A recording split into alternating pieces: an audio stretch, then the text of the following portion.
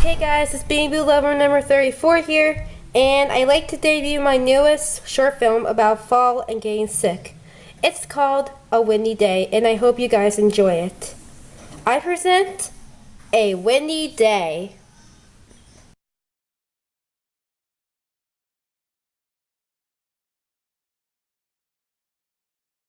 It's such a nice day outside.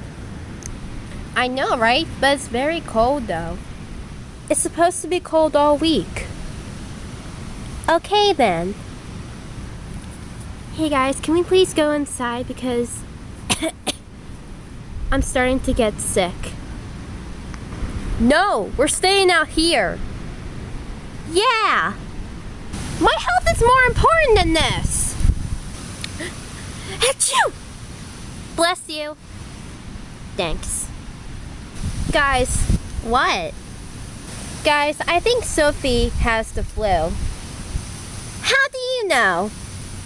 She sneezed a minute ago, and according to my calculations, I think she has the flu.